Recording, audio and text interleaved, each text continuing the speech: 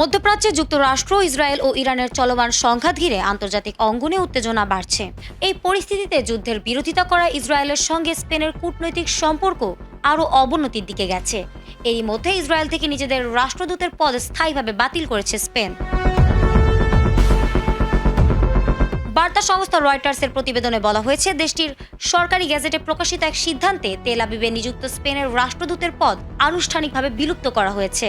এর ফলে আপাতত ইসরায়েলে স্পেনের দূতাবাস একজন ভারপ্রাপ্ত কর্মকর্তার মাধ্যমে পরিচালিত হবে। মূলত গাজা যুদ্ধ শুরু হওয়ার পর থেকেই দুই দেশের সম্পর্কের অবনতি ঘটে।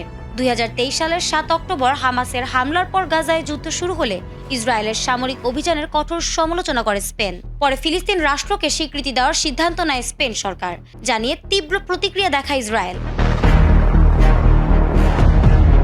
এর আগেই কূটনৈতিক উত্তেজনার জেরে ইসরায়েল থেকে নিজেদের রাষ্ট্রদূতকে ডেকে নেয় স্পেন। একই সঙ্গে গাজা যুদ্ধে ব্যবহৃত ইসরায়েলি অস্ত্র বহনকারী কোনো জাহাজ বা বিমানকে স্পেনের বন্দর ও আকাশপথ ব্যবহার করতে না দেওয়ার সিদ্ধান্তও নেয় দেশটি।